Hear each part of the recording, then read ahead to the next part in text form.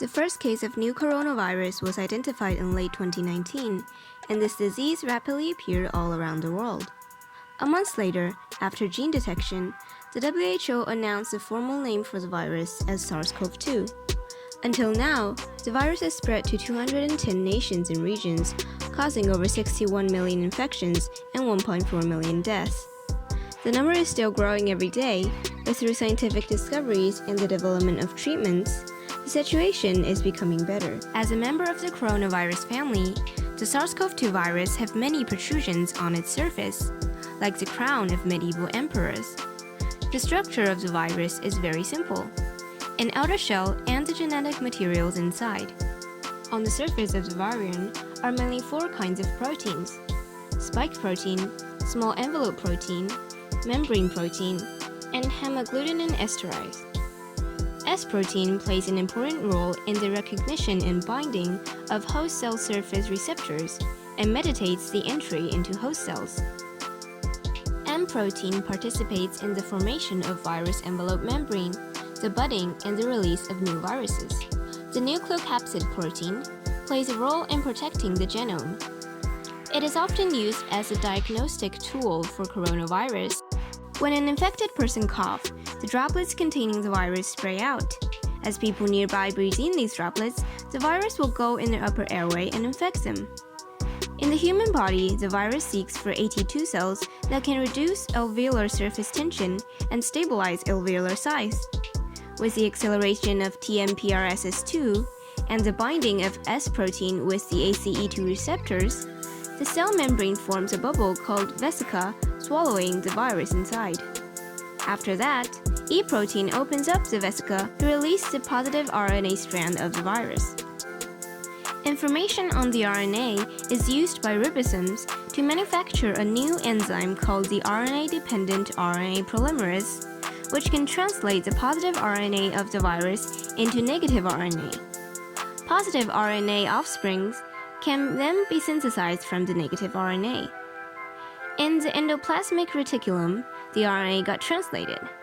The proteins in RNA are then pieced together in the Golgi apparatus and eventually released.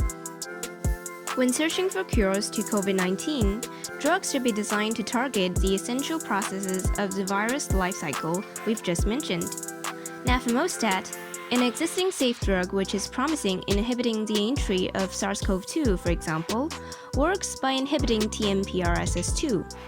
Another potential COVID-19 drug called remdesivir targets at RDRP. Remdesivir was originally designed to treat the disease caused by Ebola virus. As a prodrug, remdesivir is metabolized into its active form GS441524 once entering cells. Remdesivir is an adenosine nucleotide analog which competes against adenosine to bind with SARS CoV-2's RDRP.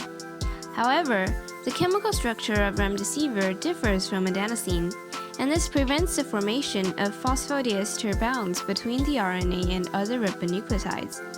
Therefore, new SARS CoV-2 RNA and proteins will not be produced, and the reproduction of the virus is stopped, preventing further damage to the human body caused by the virus offspring. Although remdesivir is effective in COVID-19 treating, its effects is far from satisfactory. A stronger COVID-19 drug is urgently needed. So, how to develop a drug treating COVID-19? Well, there are mainly 9 steps in producing a drug. In the first step, we have to find out the target that we want the drug to affect on. Or, in another aspect, we could choose a drug that deals with other kinds of disease but still have possibility to be a potential treatment such as the remdesivir. To find out those potential drugs, people could either find the structural neighbors of SARS CoV-2 to discover similar targets, or find the chemical neighbors of known inhibitors of SARS CoV-2 to discover medicine that binds to the same target.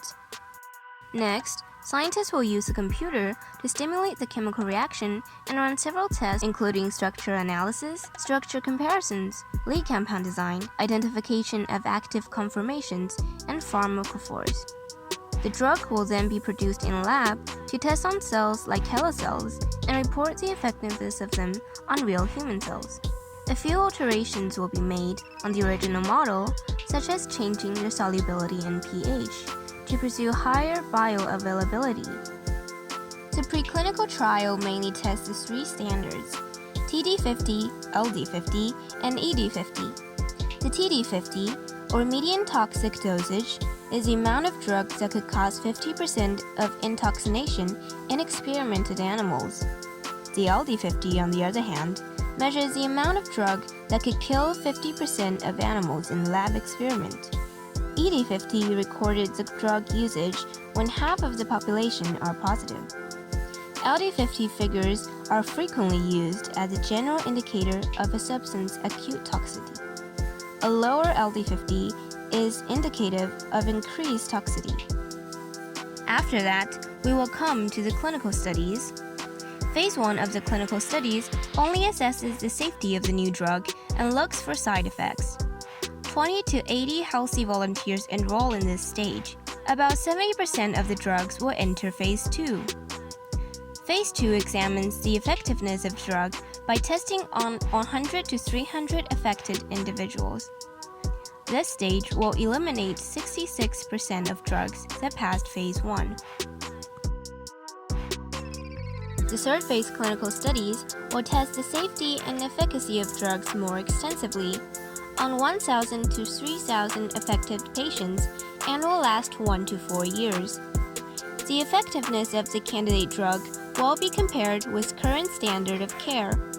Drug attrition in this stage is 75%. After 3 stages of clinical trials, the candidate drug will be sent to the Food and Drug Administration for approval to sell and treat more patients. At last, there shall be a 4th phase long-term safety study after the drug was permitted to enter the market. Like every severe epidemic in human history, Black Death, SARS, and so on, as horrible as it is, we will overcome the COVID-19 epidemic eventually, relying on the power of science. Nations are uniting together to overcome the difficulty. People are trying their best to provide help, and scientists all over the world are devoting themselves to searching for effective drugs. Due to the efforts of 127 countries and areas, vaccines specific to SARS CoV-2 have been developed, and a small amount of them are being put into use in many countries. Experts anticipate that the epidemic will be thoroughly controlled before October 2021. This epidemic deserves remembering, and the combination of human efforts will go down history.